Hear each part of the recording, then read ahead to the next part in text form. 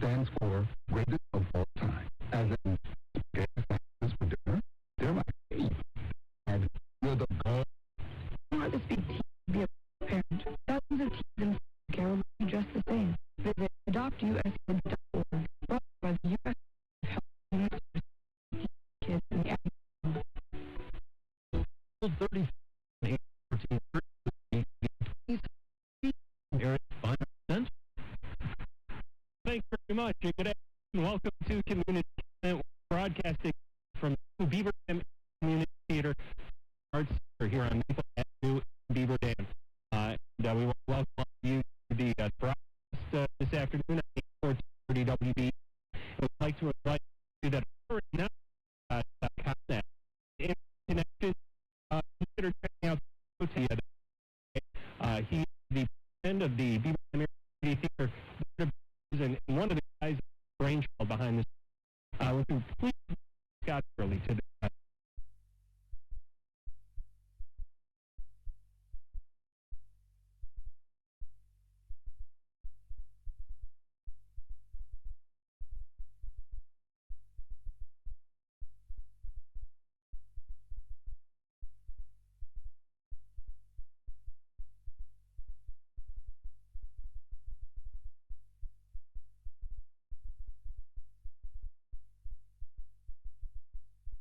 David, come on out here. There.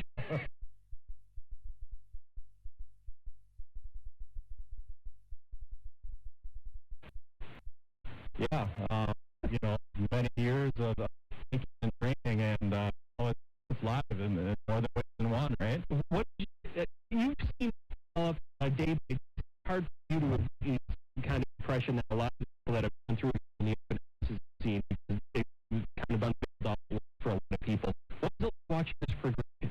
And I only have 5 years in it, so there's many people, and the price tag, it creeps up a little bit, and the community, right, fortunately, the way it seems like it's maybe a few dollars that you're using, if I'm not mistaken. What was the price tag? We're over $3.1 million now. Okay. Our original budget, when we started 5 years ago, $2.4 million, and there were some things we did by necessity and some for other reasons that did increase. We ended up having to put a new roof on it. We thought we could get by with the old roof, but we found that if we wait to do it, it cost a lot more to do it in the future, so we went ahead and did that. There were some structural issues, so we had to put the scene shop on. Originally, we were going to fit the scene shop in, so we got that, which is a great facility, and will be used daily in this facility. So it's good that we got that. And our second floor encore hall space increase our revenue in here.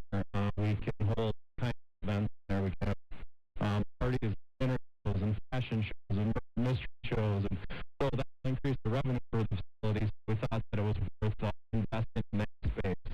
So over $3.1 million right now, and we're just under $2.9 million in funds. I think I looked it up yesterday. We're at 2.886 something million in funds. So we're about 230,000 or thereabouts short. And it's always the board of directors to carry the debt. We're a small community profit organization. Our growth revenue is usually between 103 and 100. So we have seat sponsorships available, and those are $750 or $600 depending upon the location. So that's a great way to get your name on something, either years and years, and also follow our organization, BDACT.org, the website for more information. We talk about some pictures and maybe walk around a little bit here.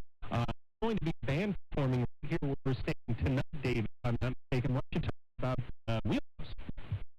Yes, if you haven't seen Wheelhouse here tonight, get to see them. Wheelhouse has been at the community theater over at King Street a couple times already. They've pulled out shows over there, so they're already following in Beaver, but actually run under the words. This was recently as well. They've done Madison Area, Madison Area Music Association. They have award show here and for West Country. multiple prices for everybody. We've got a couple different types of seats to choose from. We've got a nice, gentle, sloping floor that is up close to the stage.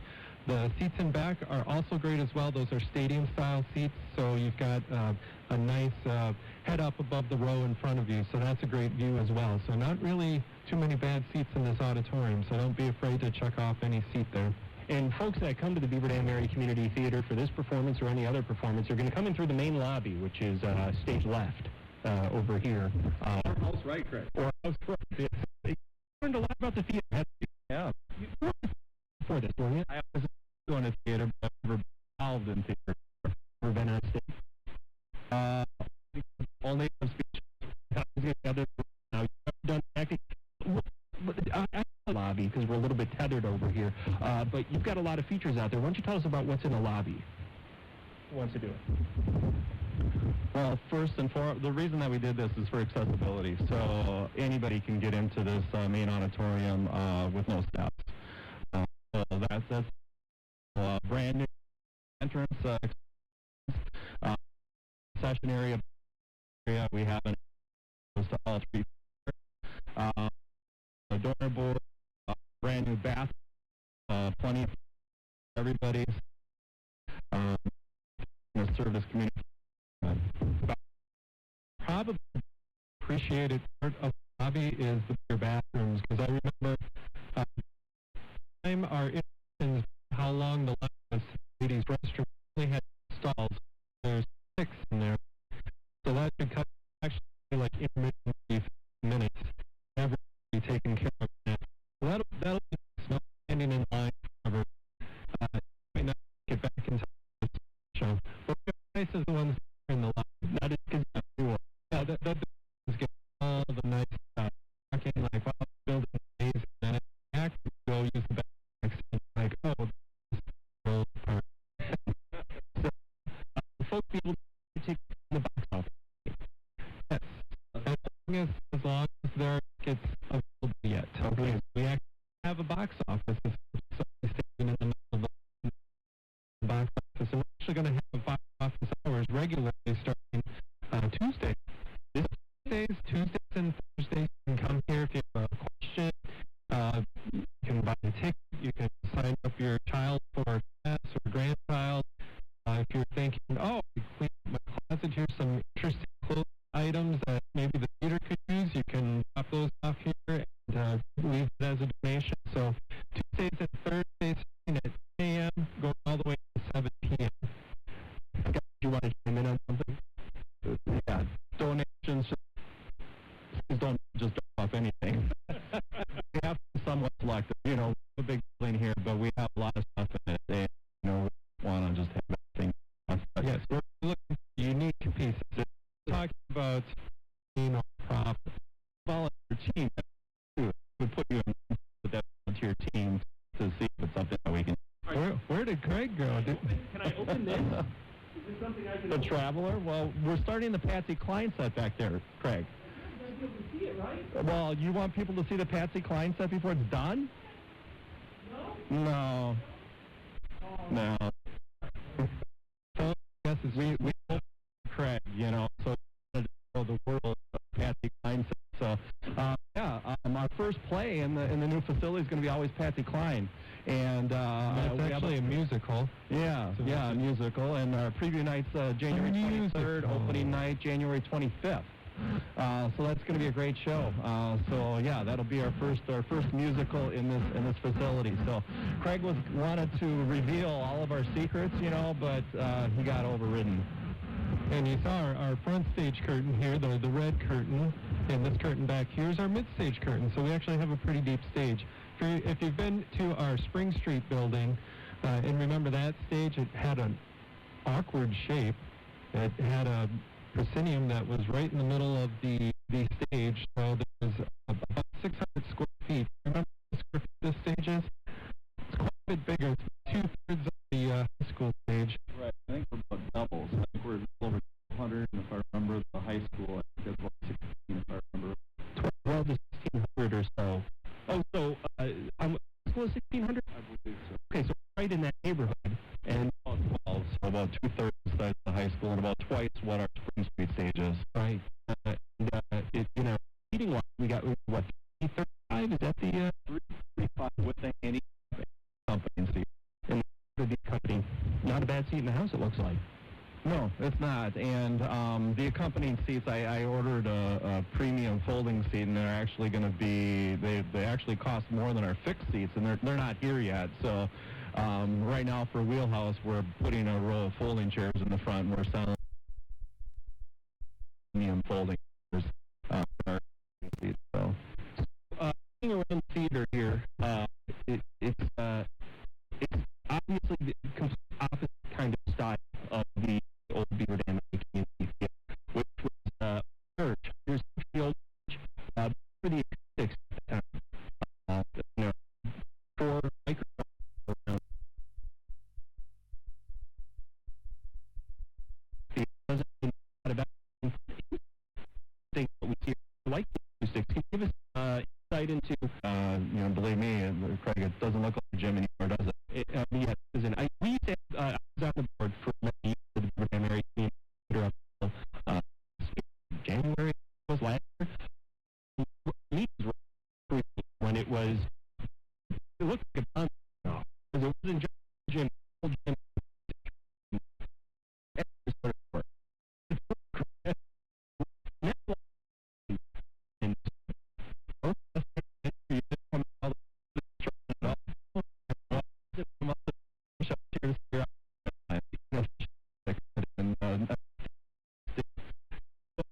We have last Saturday, and we have work here for Davy Ford. And but I could have the grand I walked in, the signs on the door said no water. Well, now we have water, and now we have water. This week, the whole street, new water. So we dig through 2 concrete floors, the walls cut through 2 and ran the plane to the street. So we had to all the street up and put a new valve in the street, a 6-inch lateral to the building. And we had it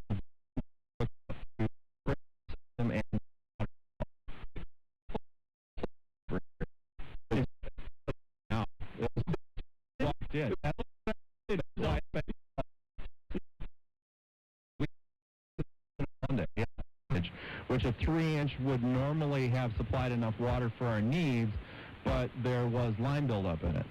So it was restricting the flow just enough not to pass the sprinkler test. So I'm very appreciative of the city of Beaver Dam working with us in order to find a solution in order to make the grand opening and the local vocals New Year's Eve concert go off. So, but now we got all the work done. So a brand new water lateral. So that's good to go. So we're up to snuff now. So let's talk about some of the other challenges that you guys have faced with this project. Here, as we're in the big room, the Jerome and Annette Camps Auditorium. The Camps Auditorium. If I understand correctly. Courtesy of John McKinstry. Courtesy of John McKinstry, who is one of the major donors, along with so many other people. Tell us a little bit about to build a theater in here. And Marty Sell, the architect, did a code analysis before we purchased the building, and one of the Wisconsin state building codes is for a theater you have to have at-grade entrance, which means that you can't have people either go down steps or use an elevator to get into the main auditorium. So the gym being 3 feet below the ground on the outside caused some challenges to do it. But we're able to do that with some creative design work by Marty, putting on the addition on the west side of the building. We were able to make it so we have an at-grade entrance into the main auditorium. So the lowest part of this floor is still 3 feet above where the gymnasium was. The front of the auditorium is actually the old gym floor level. It's not the same concrete anymore. It's all new concrete. And believe it or not, this concrete, and this is just the Griswolds. The Griswold Excavating did a lot of the work in here, and they put 332 yards of concrete in here. All of the concrete in the gym was hauled in here with a wheelbarrow. had electrical on the ground, so we couldn't use machinery at that time, so they rolled it all in with a wheelbarrow. So there was a lot of blood, sweat, and tears, that went into this facility. A lot of blood, sweat, and tears from contractors, from companies that you hired, but also a lot of blood, sweat, and tears from volunteers. Yes. One thing that most projects like this, they hire a fundraising company to do it. If you look at it, right. Exactly right. Yeah. Well, it's the third facility we've actually owned. The first one they owned was just a practice facility, I believe, right, David? Yeah, the Al-Anon building. Yeah, over in the funeral district over there. Yeah. So that was the first one. It wasn't no performances there, but that was the first building that they owned, and then our theater on Spring Street, and now this would be our third. And yeah, I mean, and that was one of the founding members of the theater, and she is a driving force. She's the one that asked me to be on the board. And it's very hard to say no to Annette. I don't know what she does. But it's very hard to say no to Annette. And that circles back to your motivation, Scott. Again, somebody who liked the theater, but you were never, on stage kind of actor. You probably weren't doing lights and sound until you started on the board, I'm guessing. No, I mean I owned a restaurant for 25 years. Right. And that's all nights and weekends. And I got on the theater board right after I got out of the restaurant business. And I guess no matter what I've done, I've always jumped in full feet ahead, and I see a goal and I go after it. And ironically enough, there's a full concession stand here that we could probably credit to Scott as well. Well, even at the old theater, it was one of the first things I did on the board. Right. And believe me, there was a lot of people that I had to convince that that's what we should do, And one of the tortilla chips. No. So what was it that motivated you to not just volunteer? I volunteered for the board, Scott. I was a volunteer on the board, but you did a little bit more than I did when I was a volunteer, so to speak. What is it that motivated you to invest so much of yourself in this project? The community. Born here, raised here, business my whole life, family here, and it's the community. And this is my way to give back to the community. And it certainly is something. $3.1 million building now. Apparently some extra costs added because of the boring that had to go through into the street. I got a little story on that, too. Okay.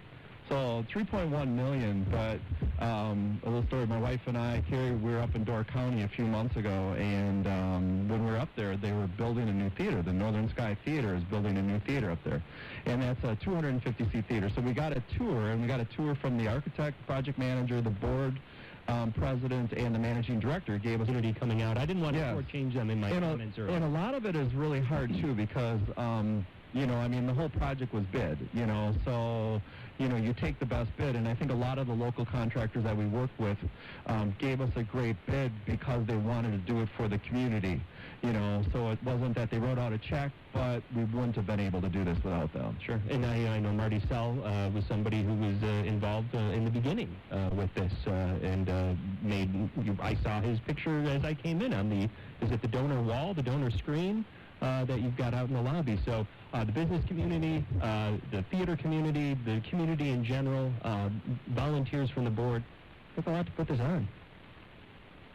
Better be some good shows here this year. It did. Yes. We've got a lot coming. Is there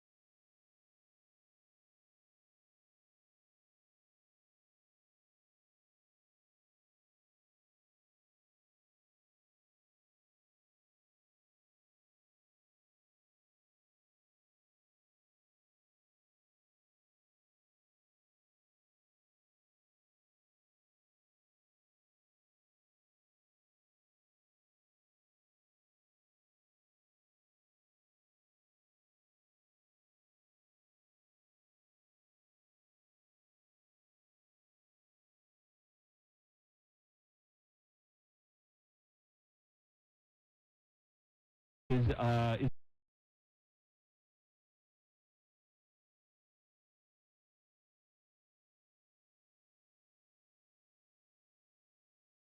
lights. There he is.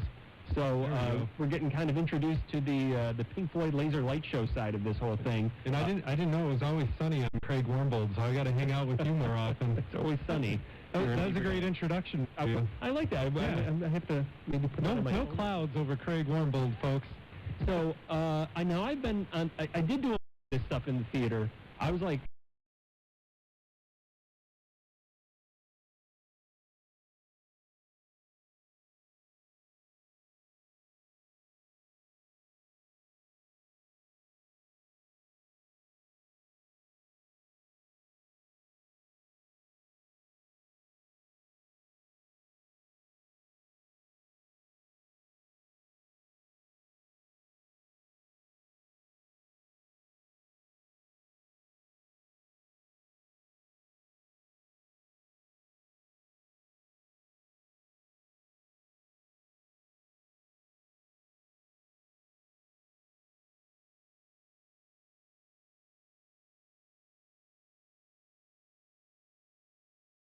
on the board.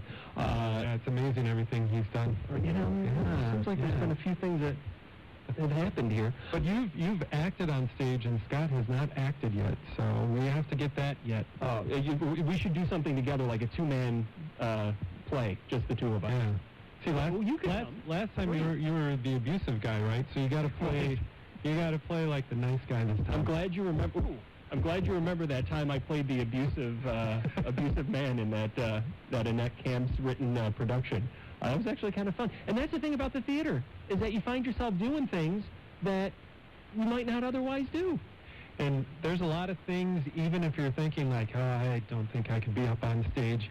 There are so many things you can do at the theater. If it's backstage, I don't know if you're watching from the very beginning, but somebody had to open that curtain for Craig Wormbold to step out, which was pretty spectacular. So, I mean, there's all sorts of backstage stuff you can do, stage management sort of things, helping with makeup. There's a great, big, wonderful set back there that we would love to show you, but we're not going to. Apparently not going to show as I try. There's a nice magenta you've got going on. We want everyone to walk into the auditorium and go, wow, look at that set. You know, that kind of sets you up for the mood. So we don't want to spoil it right away because, you know, probably most of Beaver Dam's watching right now, and that would give it away.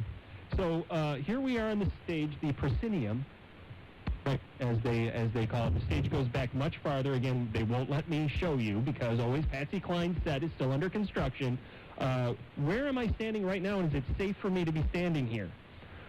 That is the pit cover. Okay, made it.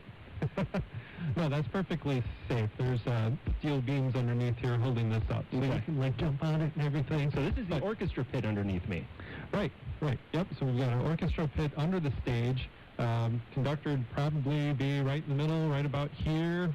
Okay. Directing the music, directing the singers on stage.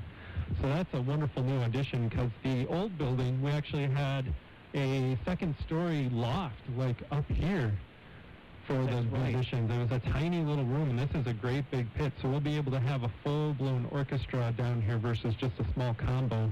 Colors. Couple different colors. I had to figure it out because we still have the tech guys in here programming things, and they change things, so I had to figure out but anyway. And I'm not a light guy. He's like a kid in a candy store here with all this stuff. The orchestra pit. We actually haven't had training on any of the stuff in here yet. So we're in here like doing shows, and we're like playing with stuff right now. But our first show that we did was local vocals on New Year's Eve. Okay. So that's a very good show to start off with that because we can play with all of the different lights. Sound was great because we were able to just plug into an easy little input, and it came through the house system. So something else is happening here now. What is this? Is this a screen? This is our movie screen. We're going to have a projector for the screen here, and then I can also project back onto like a white screen. You're kidding me. This is amazing. And this is a full-blown, holy cow. I don't remember seeing this in the plans when I was on the board. This is great. So when they make a movie of your life story, we'll be the first to premiere it right here. The Craig Wormbold story. Why do they call oh, you drive on a parkway and park on a driveway. Ever think about that? So that's amazing. That's one of the things that you're able to do. I mean, this is kind of like a fully technologically up-to-date kind of, you can host stuff here and do all that kind of stuff. Yeah, Scott was just telling the board of directors the other night, if you have hearing issues and you have a hearing aid, there's actually a loop that's built into the floor, and it projects sound right into your hearing aid. I think there's like a T-coil button that you have to activate, but that's going to go right in from the sound system, so you don't have to have a headset or anything, but that's in the floor. And the guy who came in here was backstage working with where, the sound connects with the board. He's like, wow, I can't believe the tech. I can't believe the tech You in didn't this hit anybody, building. Scott. That's there's so many bells and whistles in here. Yeah, I mean, the projector, I mean, one thing that we want to do is we want to have the availability for businesses to rent out the space, and wanted to have it set up so people can do PowerPoints. So we have the screen where we can do PowerPoints on the screen. We have it all wired so people can hook their laptop up right here on the stage and run their PowerPoint, or we can run it from up there. So we wanted to make it technologically up to date to have that ability. So so if a business wants to have some kind of an event here, that's available. Eventually we will have rooms for the public that they could rent out. I think this would be a great wedding venue. I mean, right now we're a little bit overloaded in the amount of work. We only have 3 paid staff, and it's part-time. So we're kind of right now playing catch-up. So a lot of our policies and procedures and everything aren't in place for a lot of that stuff. But it's a community facility, and we want to emphasize that, and we want the community to use this. So. And speaking of that community facility and some of the hearing devices that you've installed, and just the fact that this whole theater plan was part of an effort to get those who may need handicap accessibility into the theater, all members of the community can not only sit in the audience, they can go. Let's walk over here, gentlemen. Sir. We're walking. This stuff won't be here for the shows, will it? Will we take these down for the production? Yep, those are safety measures. Safety nets won't be. So always about safety here. So what tell us a little bit about this thing here. Yeah, well, it's actually code. So as code, we had to have a handicap accessible pit.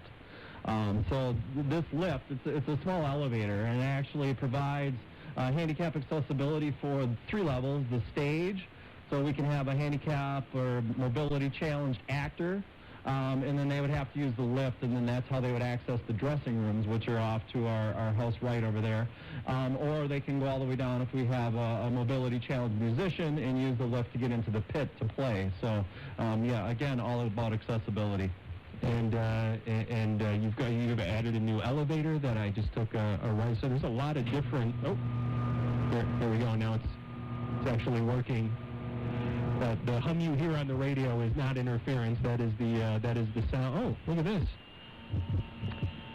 And the elevator that we added for the main lobby is a pretty good size, too, bigger than what we needed, but we have that for props and tables and chairs, things like that. So if you've volunteered with us before and you've hauled things up from the basement up 2 big flights of steps, and you're like, wow, that was a lot of work, we've got something a little easier now to do that with the elevator, so thank goodness. Now, the elevator is done. That's actual drilling going on because you guys still have work to do in here. And what would you say, we're like 80% finished? There's a lot of backstage areas that need painting and carpeting laid, things like that. I would say we're 99.5% finished. 99.5% finished. You're going to get hit, Craig. I better walk. Why don't we walk around the theater a little bit? I was going to say, if you like to paint, if you like to do any light building, we do have construction projects around the building yet that do need some work yet. And now I'd like to introduce Scott Eberly, President of the Beaver Dam Area Community Theater Board of Directors. It's almost amazing, isn't it? So, again, a 345-seat venue here. How much of this is like original to, like, is this thing part of the original gym that's above me? Yes, that's the shell of the room is kind of the same except for the floor, with the slope and the steps up in the back. But that was actually the hallway for the second floor classrooms that are right above there. Right. So that was a little difficult to try to take out to have, perfectly square room. But like Scott was saying, we had the sound and light engineers come in and they made sure that they put speakers in all the right places so that if you're under there, you're not affected by any of that during the show. Same with any of the seats further back. The hearing for any of the sound on stage is top-notch. It was kind of neat when they did that. They had a microphone. I've never seen it done, but when they were balancing it, they had a auditorium, and what they did is subwoofer are there. Out of that speaker over there comes out like, and I'm going to throw a number out there, but like 17 milliseconds after the sound from that speaker. So no matter where you are in the space, you get sound equal. All of the speakers in here are all timed out and balanced, so it's all consistent through the whole building. So now you had, and I wasn't able to get to the open house that you had a week ago or so, but you said 1,000 people that came through here. That's a guesstimate. No doubt people that went to school when it was St. Patrick's and St. Catherine Drexel. What kind of feedback did you get from people who were in this room that used to be their gymnasium or the walkway onto the second floor? I was down in the main lobby, and a lot of the stories that I heard were people walking in going, I would never guess that this is where I went to school. Now, when you get up to the third floor, we kept that more original because we needed to have classrooms, we needed to have storage areas. So then they got up there like, no, this feels more like home. But down here, they're like, yeah, I wouldn't guess that this was my old school in any way whatsoever. My kids went to preschool here, and during the grand opening, I was just walking around and talking to people, and I got up into the second floor space, into the Encore Hall. And I saw Kathy Armstrong, which was my kid's preschool teacher. Mine too. And she was up there, and I just went over to her and I gave her a big hug. I'm like, Kathy, can you believe that this is your room? I'm like, I just painted over your crayons on the wall about 3 weeks ago. And another board, I believe Judy is still on the board. She had such a critical role in not just Judy Pierce, not just teaching here. She was a teacher here, but she was so involved in the early years in getting Telltale off the ground. It's kind of like those two worlds are merging now. Yeah, she had actually said, okay, it's time for me to retire. It was like a year, like 20 years, 25 years of directing Telltale shows. So she's like, okay, I think I'm ready to pass the hat and give somebody else time to direct Telltale shows. But I did hear her say, well, it would be kind of nice to direct in the old space where I used to teach class, so hopefully we can get Judy back at least for one more time. Maybe we just have a few minutes here. We can take a walk and get the camera up over into the balcony here. Is there going to be Telltale? It's actually not a balcony. We don't want to... sorry, not a balcony. Okay, I'm standing right here.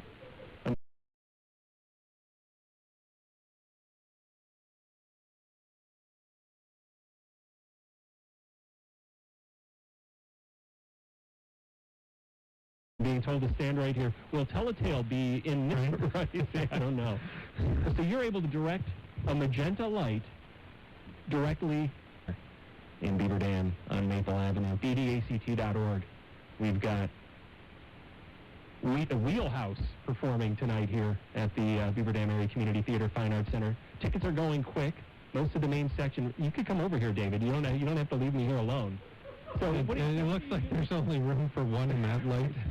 So you could put a spotlight in the audience if you have like an interactive show where like people may be coming from. Wow. Actually, the house lights are LED as well, so we can have those change color. They're not hooked up. We'd love to show you. This is part of the 0.5% that he said wasn't finished. 0.5. You guys are at 0.5%. So can the camera get over here? And I said balcony. Is balcony the right word? We've got the I say stadium seats. Stadium seating area goes to row R, as I understand it. 345 seats. This is what the lights and sound booth next to us here, Scott. Yeah, it is. You want another story? Yeah, we want another story. Okay. I mean, the seats in here went in a few days before Thanksgiving, and I've sat in like almost every one. But you know, so and I knew when the locals concert when they were going to go on sale, so I had the opportunity to buy the first seats. But it's like, which one do I want? You know, there's not a bad seat in here, but which seat do I want? And this is the one I chose. So. Because it's acoustically perfect? You know, not really. Actually, the best acoustic is probably in front of me. So that's probably the ideal acoustically, but I like the sight lines, and I don't know, it just spoke to me, Craig. It just spoke to me. You know what you should do? You should put your name on the back of this chair here. Scott Eberly and family. For a certain amount of dollars, they could probably be arranged. Yeah, it's $750 or $600. I forget. But BDACT.org, you can see some of the backs of the seats have some nameplates. Others do not, so there's room for more. Now it's time to begin the show and talk about the reason that we came, and that's to talk about Always Patsy Cline. So, David, tell us about Always Patsy Cline in the remaining few moments. Well, Always Patsy Cline was brought to us by Ryan Klug. Directed a bunch of shows for us already. Ryan directed probably Joseph and the Amazing Technicolor Dreamcoat is probably the one most people would remember, but he's done a lot of shows. Great director, and this was one that he said, you know, this would be a great musical to start off the season at the new building with. There's two ladies in the show. One's Patsy Cline. One's Patsy Cline's friend. It's a full live band on stage performing behind Patsy Cline. So they kind of call it like a jukebox musical where they're playing all the songs that she's famous for. So if you love, you know, Crazy and all of those hits that she had, those will be Patsy Cline song. And we're just really looking forward to it. If you like that grand old Opry feel, that's what we're going to have here. So it's going to, what's a good country term? A boot scooting good time? Yeehaw. Yeehaw. You don't spend a lot of you don't have one, I think, right? You don't spend a lot of time in Nashville, do you? I've been there once or twice.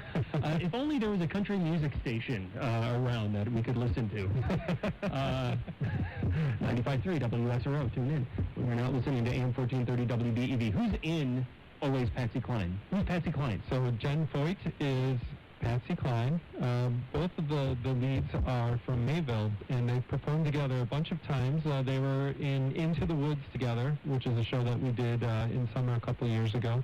They've done things with the Murray Players in Mayville together. I think they're both from Mayville, actually, and did stuff going all the way back to school. The lady that plays Patsy Cline's friend is Trina Justman Reichert. Another one that's been on stage with us a bunch of times, so we're excited to have them. As soon as I heard that both of them were cast, I'm like, well, which one could be Patsy Cline? Which one could be, you know, the friend? Because they're both really big parts, different. Both those ladies are so talented. So Patsy Cline, of course, has to do the bulk of the singing. The other character has singing as well, but she does, like, the comedy relief, and she's got the bigger-than-life personality, so that's not an easy role either. So very excited to have both of them doing that. What are those tickets are at BDACT.org. Those tickets are on sale right now. We're told from a voice coming from afar. What are the show dates? Show dates. So we have a preview night, January 23rd, and January 25th is about the building just barely getting approved to be open. You know, he's in here trying to rehearse during construction, and we thought it'd be further along than what we did at that time. So yeah, he's working around everything. He's been just a dream to work with because he's been so flexible with the way that goes. If we needed to move a rehearsal because of some other conflict, yep, I'll find another place to do it. So that's always helpful. Well, just a moment or two left here on the program. Why don't you remind our listeners about what's taking place here tonight, which has only got a few seats left? Wheelhouse. Yes, don't miss Wheelhouse. They've been here a couple times before, so you can probably ask some friends and neighbors if they've seen them. You'll absolutely love it. Such a talented group of musicians. Like I was saying before, they've won a bunch of awards from the Madison area. This is what they do. It's not just a little side gig for them. They are musicians full-time. They travel all throughout the Midwest, and actually I think they've had dates throughout the country at different bluegrass festivals, things like that. It's not just bluegrass music. If you think bluegrass, I'm not really a fan of that. They do all sorts of stuff. I remember them doing John Denver, Pink Floyd. They did a cover. All sorts of different... You got the lights for it. One of my favorites that I've heard is Charlie Daniels. Devil Went Down to Georgia. Oh, Kenny on that fiddle. Oh my God, could he play that fiddle? Kenny Lizer, local boy, Beaver Dam High School graduate, on the stage tonight with his band Wheelhouse. Voted best violin player, Madison. Scott, here we are in this nearly completed 99.5%, whatever, 95, how about 95.3, whatever you want to go with on that.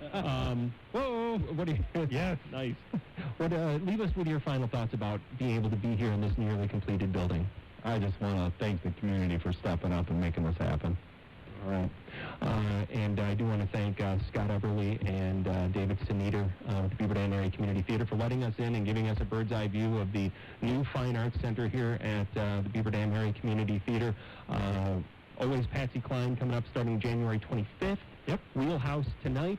We'll look forward to the opportunities to hear about more of the rest of the 2019 schedule next month or the month after when we have you guys back on. But in the meantime, thanks for showing me around, guys. We appreciate it. Absolutely. We hope to see you a lot. All right. That's going to do it for today's Community Comment.